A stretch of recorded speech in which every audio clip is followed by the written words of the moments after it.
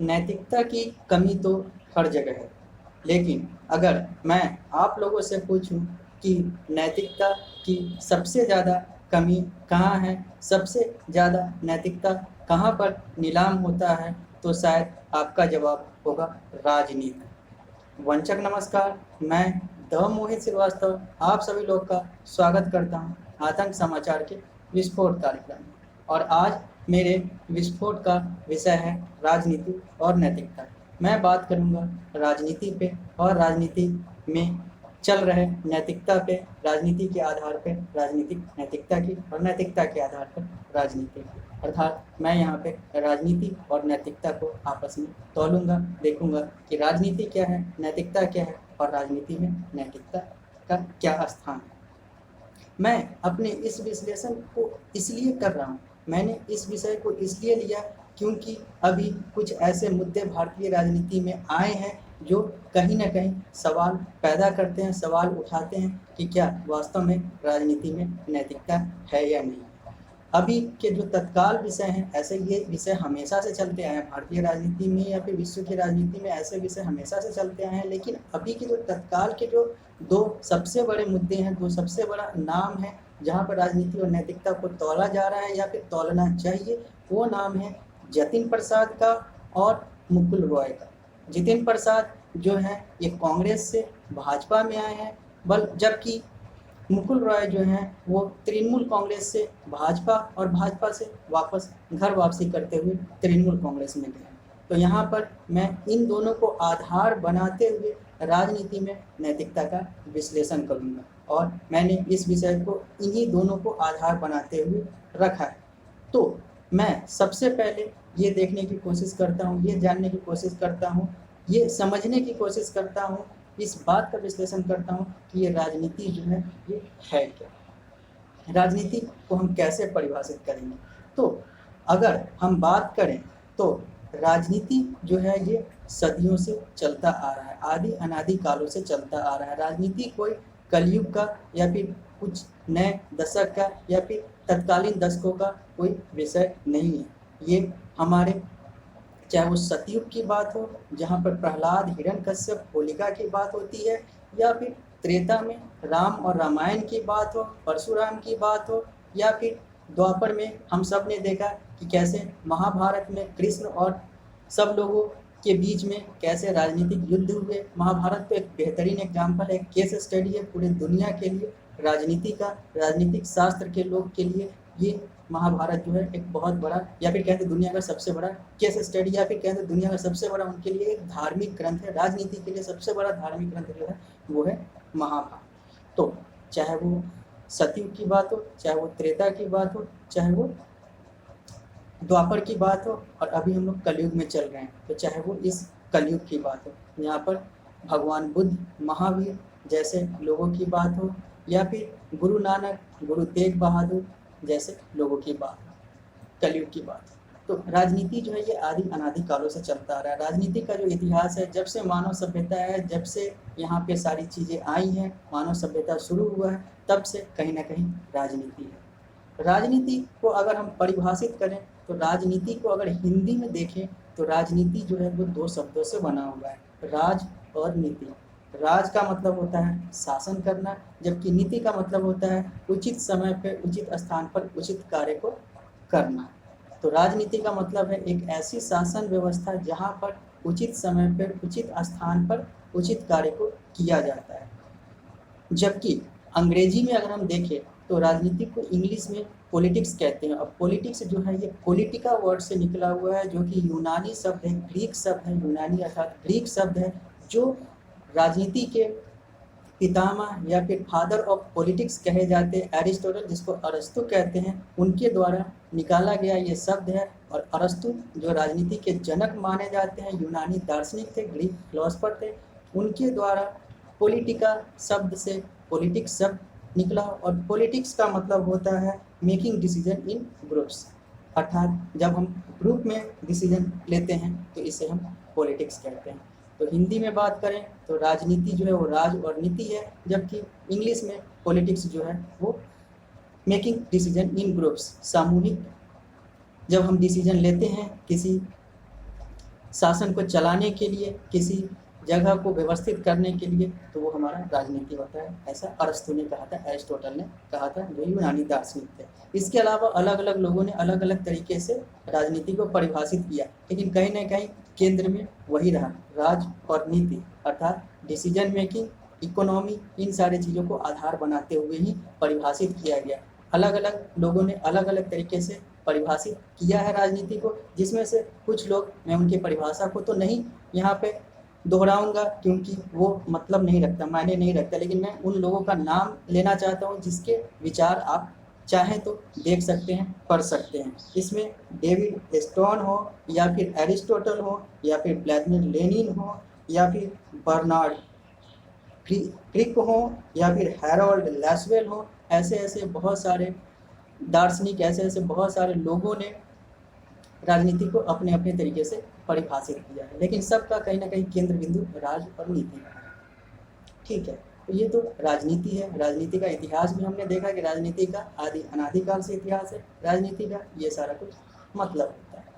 अब बात आती है कि अभी का जो हमने आधार लिया, इसके आधार पे राजनीति में कहा जा रहा है, या फिर अलग अलग लोगों की राय ले, अलग अलग मीडिया डिबेट की बात करें, अलग अलग चैनल, अलग अलग बुद्धिजीवियों की बात करें, तो अधिकांश जगह पे कहा जाता है, जैसा मैंने शुरू में भी सवाल पूछा था, तो यहाँ पे अधिकांश जगह पे कहा जाता है कि नैतिकता जो है वो राजनीति में ख़त्म हो चुकी है। नैतिकता का जो है राजनीति में, अगर सबसे ज़्यादा अगर नीलामी होती है कहीं पे नैतिकता की, तो वो राजनीति है। राजनीति में नैतिकता जो है वो ख़त्म हो चुका है, लगभग ख़त्म हो चुका है। लेकिन ऐसे भी बहुत सारे राजनेता हैं जो नैतिकता के आधार पर काम करते हैं।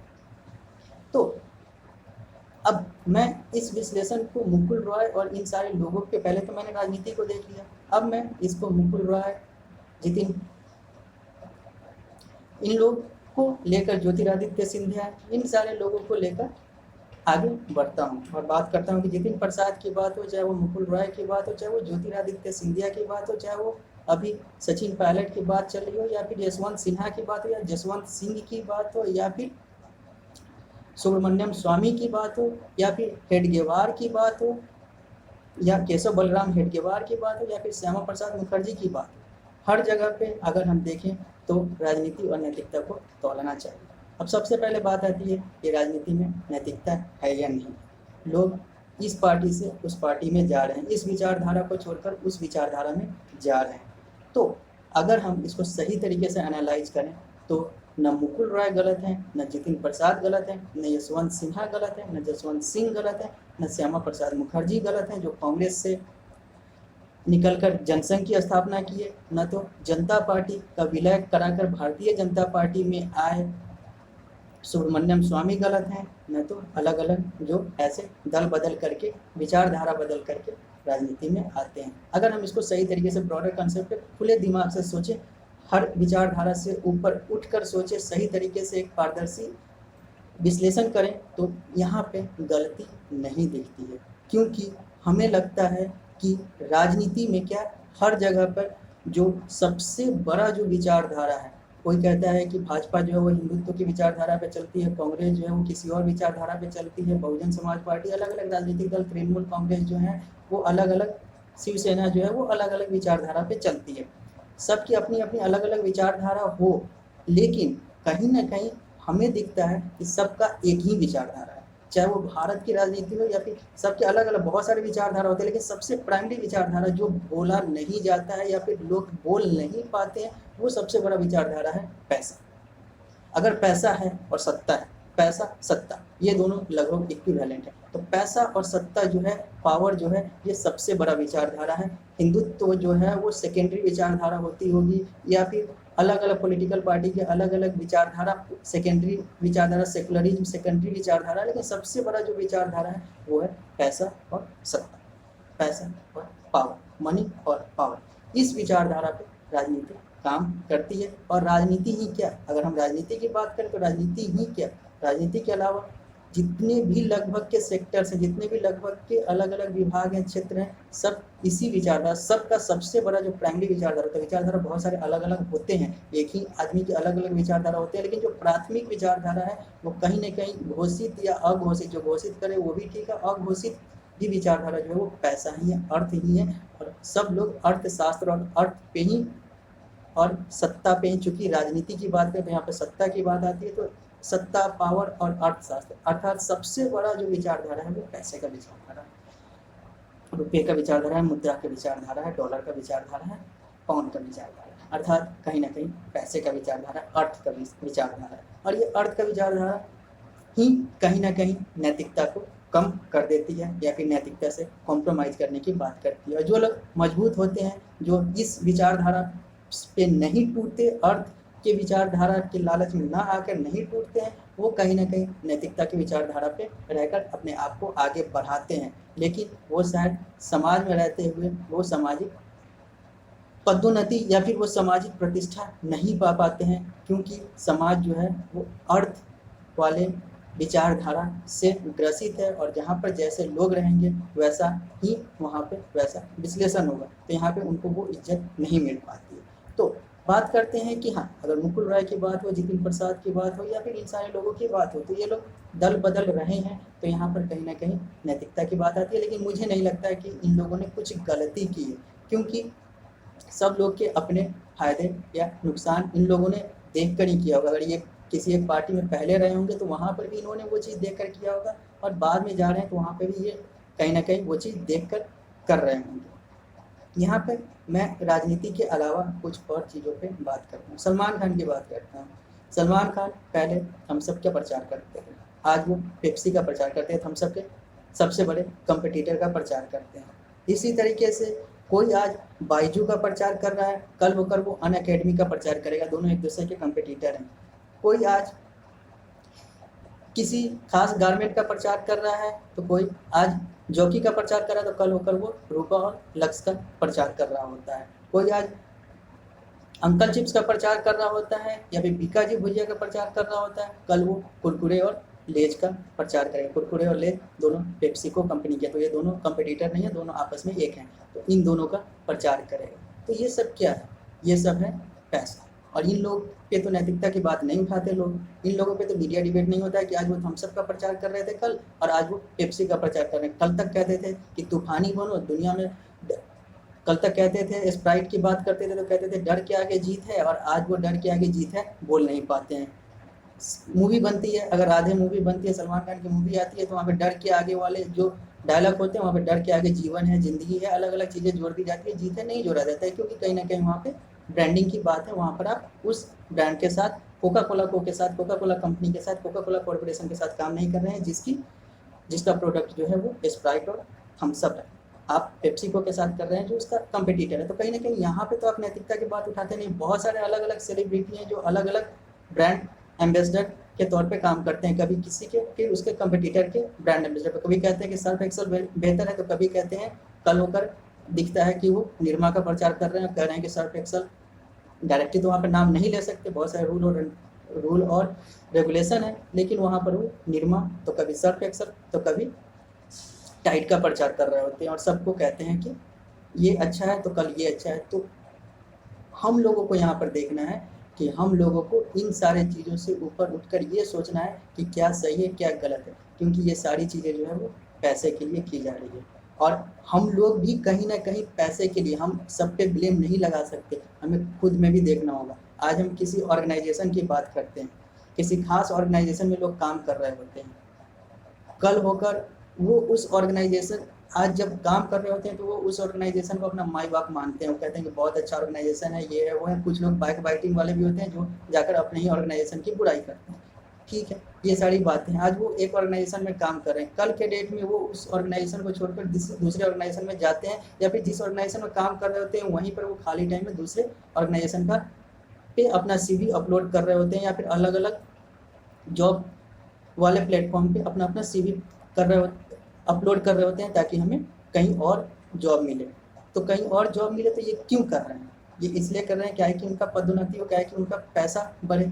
तो कहीं ना कहीं ये भी तो गलत है। आप जिस ऑर्गेनाइजेशन के साथ काम कर रहे हैं आपको उसके साथ भी तो लॉयल्टी रखनी चाहिए, आपको उसके साथ भी तो स्वामित्व रखना चाहिए, आपको उसके साथ भी तो अच्छाई रखनी चाहिए। लेकिन आप उसी ऑर्गेनाइजेशन में बैठ के दूसरे ऑर्गेनाइजेशन की, तो यहाँ पर इस पर तो डिबेट नहीं होता कि एक ऑर्गेनाइजेशन से लोग क्यों दूसरे ऑर्गेनाइजेशन में जा रहे हैं। मीडिया वाले डिबेट तो नहीं करते, कोई जी न्यूज़ छोड़कर आज तक में जाता है, तो कोई जी न्यूज़ छोड़कर News24 में जाता है, तो कोई ABP छोड़कर जी न्यूज़ में आता है, तो कोई सुदर्शन छोड़कर इधर जाता है, तो कोई NDTV छोड़कर कहीं और जाता है, तो कोई कहीं और से NDTV में जाता है, तो कोई TV9 भारतवर्ष से निकाल दिया जाता है, तो कोई TV9 भारतवर्ष में जी न्यूज़ से आता है, तो कोई आज तक से आता है। तो यहाँ पे भी तो हमें ये देखना होगा कि आप पहले जिस चैनल में काम कर रहे थे आपने उस विचारधारा को छोड़ दिया और यहाँ पर आ गए। तो यहाँ पे लोग गलत इसको नहीं मानते, क्योंकि लोग कहते हैं कि हाँ इसको अपना फ्यूचर सेट करना है, इसको अपनी आर्थिक तरक्की करनी है, सामाजिक तरक्की करनी है, तो फिर ये सही है, ये गलत नहीं है। और इसको इससे भी ज़्यादा अच्छा जहाँ पे जॉब मिलेगा। तो अच्छा क्या होता है? अच्छा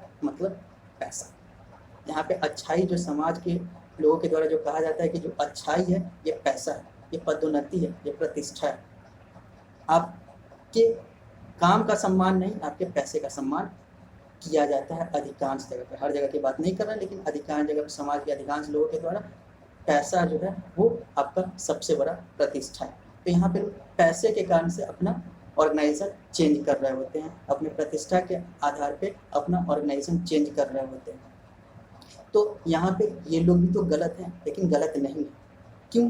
क्योंकि आपको ये भी देखना होता है कि आप जिस ऑर्गेनाइजेशन में, मैं एक तरफा बात नहीं कर रहा, मैं यहाँ पे जब ऑर्गेनाइजेशन से जब एम्प्लॉय जो हट रहे हैं तो वो ऑर्गेनाइजेशन पे भी, मैं सारे ऑर्गेनाइजेशन की बात नहीं, सारे एम्प्लॉय की बात नहीं, लेकिन वैसे ऑर्गेनाइजेशन भी जिम्मेवार हैं जो अपने एम्प्लॉय को सही तरीके से ट्रीट नहीं करते हैं या फिर अपने एम्प्लॉय को वो प्रतिष्ठा नहीं देते हैं, जाने या अनजाने। तो वो ऑर्गेनाइजेशन को भी देखना होगा। वो ऑर्गेनाइजेशन भी, बहुत सारे ऑर्गेनाइजेशन चाहते हैं कि हम अपने एम्प्लॉय को चेंज करते रहें, हम अपने एम्प्लॉय को बदलते रहें, ताकि हमारा जो है वो काम भी तेज़ी से होता चला जाएगा और हम लोग बिजनेस ऑर्गेनाइजेशन है तो हम लोग आगे बढ़ते चले जाएंगे। क्योंकि एक एम्प्लॉय ज़्यादा दिन रहेगा तो वो हमारे ऑर्गेनाइजेशन की बुराई और बहुत सारी चीज़ों को वो जान जाएगा, तो जिसके कारण से बहुत सारी चीज़ें होती हैं, बहुत सारे फैक्टर होते हैं। तो यहाँ पे जो एम्प्लॉयर है वो भी गलत है, जो काम देने वाला है वो भी अपनी चीज़ों को देखना पड़ता है।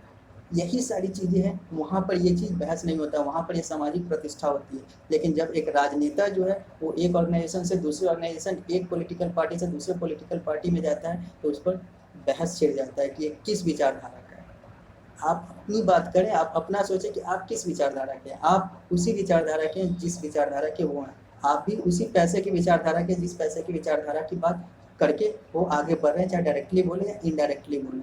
बस फर्क यही है, थोड़ा सा गलती यही है कि यहाँ पे हमें सर्विस सेक्टर और सोशल रिस्पॉन्सिबिलिटी और हमें प्रॉफिटेबिलिटी को ध्यान देना होगा। जो मल्टीनेशनल कंपनी होते हैं, अभी बहुत सारी चीज़ें होती हैं वो प्रॉफिट सेक्टर होते हैं, जबकि राजनीति जो है या फिर शिक्षा जो है या फिर वकालत जो है ये सब सर्विस सेक्टर है। ये सब सर्विस सेक्टर के साथ साथ सोशल रिस्पॉन्सिबिलिटी पे ज़्यादा फोकस करने वाली चीज़ें हैं, क्योंकि यहाँ पे लोगों का जुड़ाव होता है, ये लोगों के प्रतिनिधि होते हैं। वहाँ पर वो लोगों के डायरेक्ट प्रतिनिधि नहीं होते हैं, लेकिन राजनीति में लोगों के प्रतिनिधि होते हैं। यहाँ पे लोगों के विश्वास से, उनके जन समर्थन से इनका भविष्य बनता है। तो यहाँ पे ये चीज़ थोड़ा सा देखना होगा कि आपने जो बात बोला था वो चीज़ गलत है, लेकिन क्या है आपको भी देखना होगा कि हमारा जो ऑर्गेनाइजेशन है वो हमारे साथ, हम एक तरफा मुकुल राय जितिन प्रसाद की बात ना करें। हम मुकुल राय जितिन प्रसाद अगर आज इस सिचुएशन में आए हैं तो हमें वो भी देखना होगा कि वो क्यों इस सिचुएशन में आए हैं। मुकुल प्रसाद की हम बात करते हैं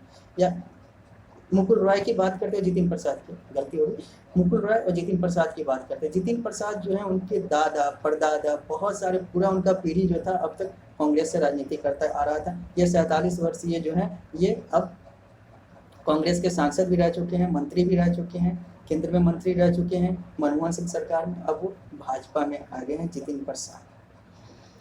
तो आखिर ये भाजपा में क्यों है? तो कहीं ना कहीं हमें ये देखना होगा कि सबसे बड़ा फैक्टर पैसा, सत्ता। जब ये कांग्रेस में थे तो वहाँ पे इनका वो चीज़, जब कांग्रेस की सत्ता थी, जब कांग्रेस का लगा कि अब वो चीज़ें नहीं है, भाजपा में इनको फायदा हो रहा है तो ये भाजपा में जाएंगे। ऐसा नहीं है कि सिर्फ यही जाएंगे, जो ऑर्गेनाइजेशन है वो भी ये देखती है। ऑर्गेनाइजेशन की अगर हम बात करें तो कांग्रेस भी अपने नेताओं के साथ वो सही तरीके से व्यवहार नहीं करती, चाहे वो ज्योतिरादित्य सिंधिया की बात हो या फिर अलग अलग चीज़ों की बात हो, वहाँ पर भी इनको तवज्जो देना चाहिए। वहाँ पर भी इनको ये सारी चीज़ें, सचिन पायलट की बात है, ये चीज़ें करनी चाहिए। वहाँ पर हम कांग्रेस पे भी आरोप लगाते हैं कि कांग्रेस ने भी इन सब लोगों को सही तरीके से हैंडल या फिर वो प्रतिष्ठा नहीं दिया होगा, जिसके कारण से इन्हें लगा हो कि नहीं, हमें किसी और पॉलिटिकल पार्टी में जाना चाहिए, जाने का सोचना चाहिए। सचिन पायलट जाने का सोचना चाहिए, ज्योतिरादित्य सिंधिया, जितिन प्रसाद जाना चाहिए, चलेंगे। मुकुल रॉय की बात करें तो मुकुल रॉय क्यों है? वो तृणमूल कांग्रेस को गाली देकर, जब भाजपा में आए थे तो तृणमूल कांग्रेस को गाली दे रहे थे, और अब इधर गए तो अब कह रहे हैं कि भाजपा जो है वो बुरा होना है। तो कम से कम ऐसा स्टेटमेंट ना, ये चीज़ बहुत दुख करता है कि आप जब किसी और ऑर्गेनाइजेशन में अपने ऑर्गेनाइजेशन को छोड़कर जाते हैं, चाहे वो राजनीति हो चाहे वो किसी और, कम से कम वो स्टेटमेंट ना दे। लेकिन राजनीति में आपको स्टेटमेंट देना पड़ेगा, क्योंकि राजनीति जो है ये इन्हीं सारी चीज़ों से चलती है। तो आपको अपने कंपटीटर से आगे बढ़ने के लिए, पब्लिक फिगर बनने के लिए पब्लिक स्टेटमेंट ऐसे देने पड़ेंगे। तो यहाँ पे ये भी गलत नहीं है, क्योंकि जब जा रहे हैं, लेकिन कहीं ना कहीं जो बोल रहा होता है वो अपने ज़मीर को जवाब नहीं दे पाएगा कि मैं क्या बोल रहा हूँ।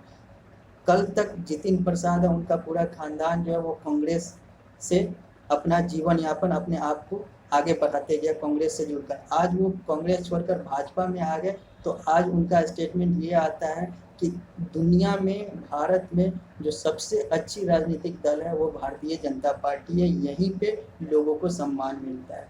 तो ये चीज़ कहीं ना कहीं ज़्यादा हो जाता है, ऐसे ऐसे बयान नहीं देने चाहिए, क्योंकि ये चीज़, इसका मतलब ये है कि आपके जो दादा परदादा थे ये सब अपमानित होते हुए चलते आ रहे थे, और उन्होंने वो इच्छा शक्ति नहीं जताई कि वो दूसरे पॉलिटिकल पार्टी में जाए, क्योंकि उस समय कोई दूसरा पॉलिटिकल पार्टी नहीं था। आप अपना पॉलिटिकल पार्टी बनाने का हिम्मत नहीं रख पाए, और आप उसी में रहे क्योंकि आपको वहाँ पर पैसा और ये सारी चीज़ें मिलती है। तो ऐसे ऐसे बयान ना दें, क्योंकि ऐसे ऐसे बयान पे सवाल बहुत उठते हैं। अब बहुत सारे मीडिया हाउस ना उठाएं, उनकी अपनी राजनीतिक और आर्थिक मजबूरी हो, लेकिन आतंक समाचार वो मीडिया हाउस है जो पहले भी कह चुका है कि हम दलाली नहीं करते, हम पत्रकारिता की बात करते हैं। मीडिया जो है वो लोकतंत्र का इकलौता ऐसा खंभा है जो जानकारी देने का काम करता है, जानकारी देने के लिए बना है। तो हम लोग वो चीज़ नहीं करेंगे। तो यही चीज़ है, आपको सोचना चाहिए। मुकुल रॉय को भी ये सोचना चाहिए कि जब वो भाजपा में आए थे तो वो चीज़ थी, जब वो तृणमूल कांग्रेस के संस्थापक बने, कांग्रेस छोड़कर जब वो और ममता बनर्जी तृणमूल कांग्रेस में आए, तृणमूल कांग्रेस की स्थापना की, तृणमूल कांग्रेस के संस्थापक बने, तो वो सारा कुछ अच्छा था।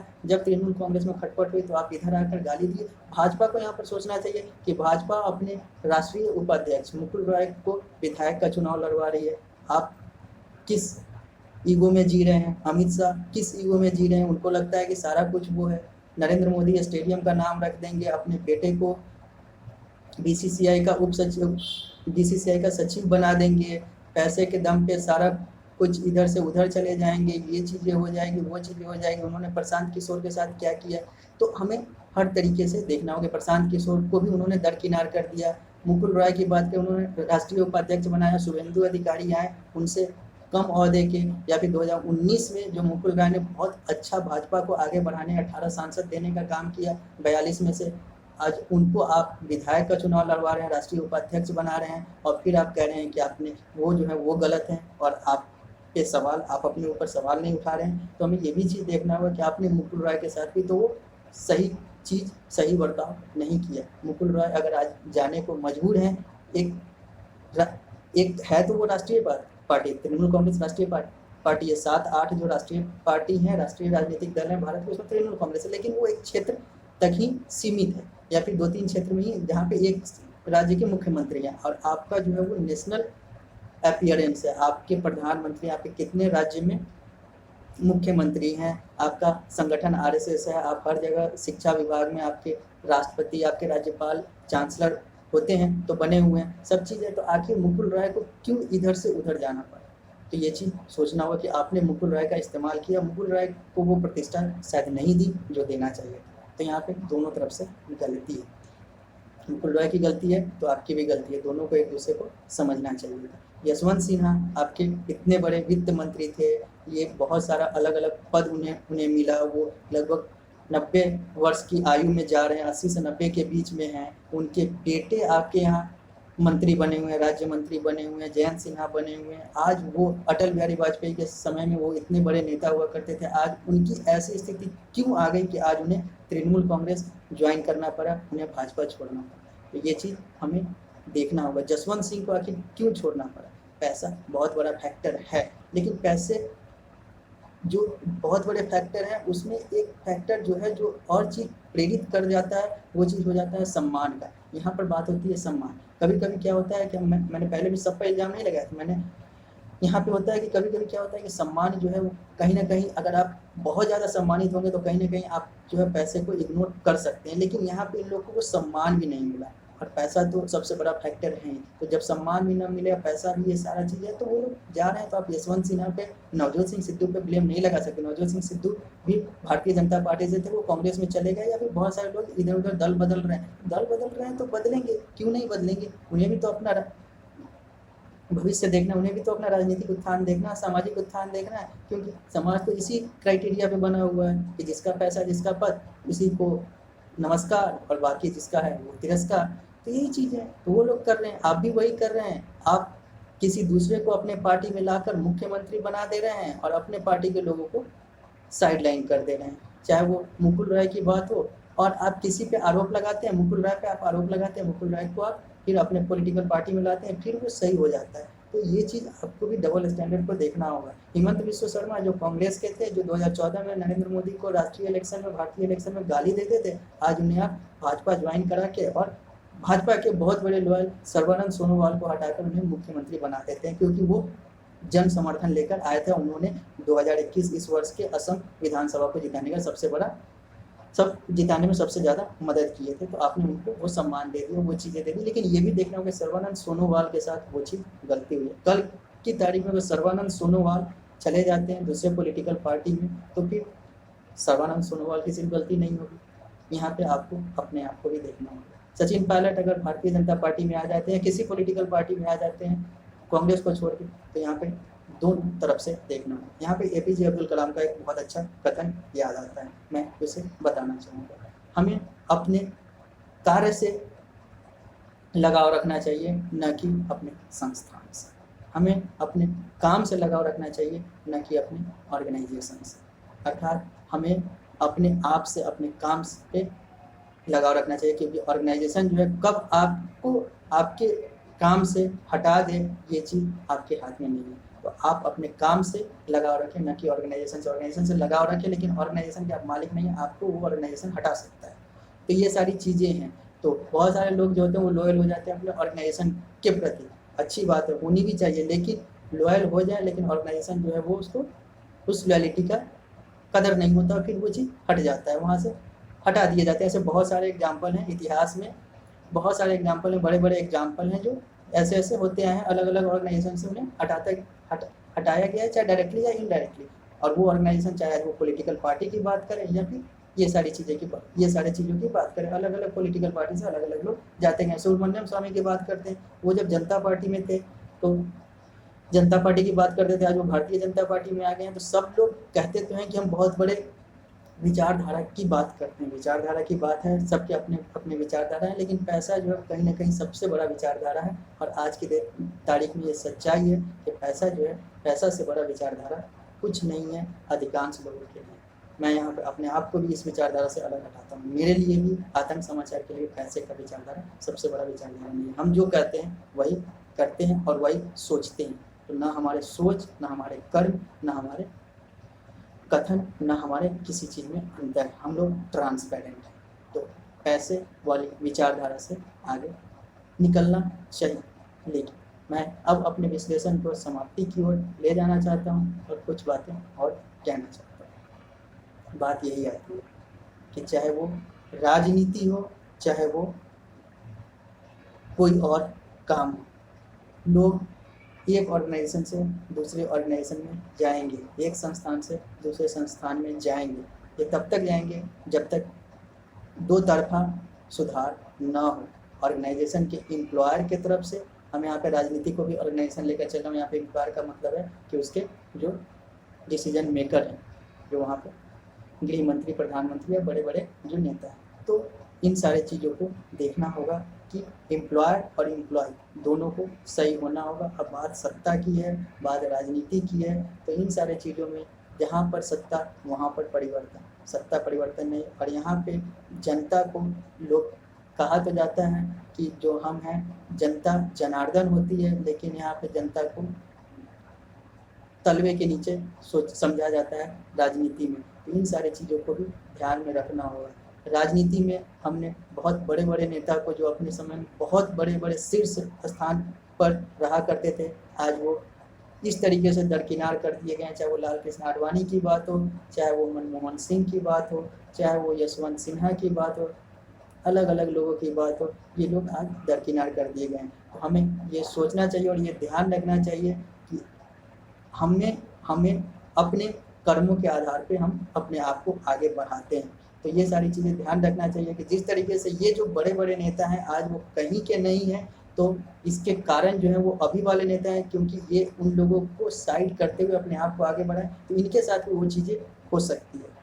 आज जो बड़े बड़े नेता हैं, जो बड़े बड़े पद पे पहुँचे हुए हैं, अगर ये नैतिकता और अच्छाई के साथ अपना कार्य न करें तो इनके साथ भी वो सारी चीज़ें हो सकती है। इनका भी सत्ता परिवर्तन, इनको भी उस तरीके से हटाया जा सकता है। इन पर भी लोग अतिक्रमण करके, इन्हीं के पार्टी के लोग अतिक्रमण करके इनको हटा सकते हैं। तो कौन कब है कब नहीं है वो सारी चीज़ें होती हैं। यहाँ पर मैं एक बहुत सख्त टिप्पणी करना चाहता हूँ। अगर आप कुर्सी पर एक कुत्ते को भी बैठा देंगे, कुत्ता का मैं अपमान नहीं कर रहा हूँ, कुत्ता जो है वो दुनिया का सबसे ज़्यादा वफादार और चौकीदार उसको कहा जाता है। दुनिया का सबसे ज़्यादा वफादार, सबसे पहले स्वर्ग में अगर इंसान के अलावा कोई जानवर गया था युधिष्ठिर के साथ तो वो कुत्ता ही था। मैं कुत्ते का अपमान नहीं करना चाहता हूँ, लेकिन एक कुत्ता जो समाज में जो गाली बना हुआ है उस आधार पर मैं एक कुत्ता की बात करता हूँ। कुत्ता गाली भी नहीं है, सबसे ज़्यादा वफादार है, शेर वफादार नहीं होता। तो लेकिन शेर की भी अपनी अच्छाई होती है। तो मैं कुत्ता का मैंने यहाँ पर नाम लिया। तो मैं यहाँ पे ये कहना चाहता हूँ कि अगर आप एक कुत्ते को भी आप एक कुर्सी पे बैठा देंगे, किसी खास पद के कुर्सी पे बैठा देंगे तो लोग उसका सम्मान करेंगे, क्योंकि लोग वहाँ पे कुत्ते का सम्मान नहीं कर रहे हैं, उस कुर्सी का सम्मान कर रहे हैं। ये चीज़ है। लेकिन अगर आपकी इंसानियत अच्छी होगी, अगर आपकी नैतिकता अच्छी होगी तो आप कुर्सी के अलावा भी घूमें, वहाँ पर भी आपका सम्मान होगा। कुर्सी से आप हट भी जाएँ तो भी, अगर आप उस पद से हट भी जाते हैं तो भी आपका सम्मान होगा। और अगर आपकी नैतिकता अच्छी नहीं होगी तो आप बस उस पद पर बैठे रहें तो लोग आपको मजबूरी में सम्मान देंगे। तो यहाँ पे हमें ये देखना हो कि हमें मजबूरी में नहीं, हमें वैसा बनना चाहिए जिसमें हमें सम्मान मिले, हमें आजीवन सम्मान मिले, हमें मरने के बाद तक सम्मान मिले। ये नहीं तो वही चीज़ है, कफन में तो पैसे नहीं होते, अन्य कफन में वो पॉलिटिकल पावर होता है कि आप मरने के बाद वो सारी चीज़ें हो जाएगी। बड़े बड़े लोग, बड़े बड़े अमीर लोग मरने के बाद कहाँ गए, किधर गए, कब कहाँ जन्म हुआ, कुत्ता बने, कीड़ा बने, शेर बने, या फिर कहीं और जाकर किसी और धर्म में जन्म ले लिए, ये सारी चीज़ें देखनी होगी। ये सारी चीज़ हमें आध्यात्मिक चिंतन भी करना होगा, ये सारी चीज़ें करनी होगी, क्योंकि हम लोग अध्यात्म को इग्नोर करते हैं और विज्ञान को बड़ा मान लेते हैं। अध्यात्म और विज्ञान में ये कहना चाहूँगा कि अध्यात्म जो है वो बाप है, विज्ञान जो है बेटा है। बाप बाप होता है और बेटा बेटा होता है। अध्यात्म जो है हमेशा विज्ञान से ऊपर होता है। तो ये सारी चीज़ें तो बहस की बात नहीं है, ये मुद्दा अलग है। लेकिन मैं यहाँ पे ये कहना चाहता हूँ कि हमें आध्यात्मिक तौर पे भी सोचना होगा। आज मुकेश अंबानी दुनिया के सबसे अमीर हैं। उनके पिता धीरूभाई अंबानी ने रिलायंस बिजनेस ग्रुप की स्थापना की थी। आज वो नहीं है। अब वो पता नहीं कहीं पे जन्म लिए होंगे, तो पता नहीं भीख मांग रहे होंगे या फिर अभी जन्म ही नहीं लिए होंगे। तो हमारा आयु निश्चित है, हमें उसमें अपने कर्मों में जीना चाहिए।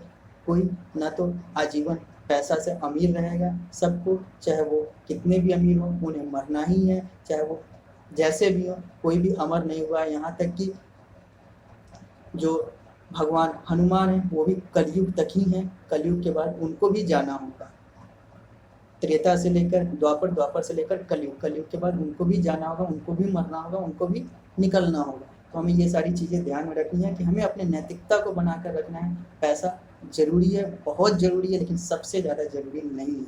तो हमें नैतिकता और पैसा दोनों चीज़ को, सत्ता को, सारी चीज़ों को ध्यान में रखना होगा। और अंत में मैं यही कहना चाहूँगा, इस विषय पे अपना क्लोजिंग स्टेटमेंट यही देना चाहूँगा राजनीति और नैतिकता पे, कि हाँ, राजनीति में नैतिकता या फिर नैतिकता में राजनीति और कहीं पे नैतिकता दिखती है नहीं, बहुत कम दिखता है। बहुत सारे ऐसे हैं जहाँ पे नैतिकता बहुत अच्छी है, बहुत सारे ऐसे पॉलिटिकल पार्टीज़ हैं, बहुत सारे ऐसे नेता हैं, बहुत सारे ऐसे ऑर्गेनाइजेशन, बहुत सारे ऐसे एम्प्लॉयर हैं, बहुत सारे एम्प्लॉई हैं जहाँ पे नैतिकता अच्छी है, मजबूत है, लेकिन अधिकांश जगह पे ये लैक कर रही है, इसकी कमी है। तो मैं लास्ट में, अंतिम में यही कहना चाहूँगा कि हमें नैतिकता में जीना चाहिए, हमें अपने कर्मों में जीना चाहिए, और हमें ये देखते रहना चाहिए कि क्या सही है मानव और नैतिकता के आधार पर और क्या गलत है। नमस्कार।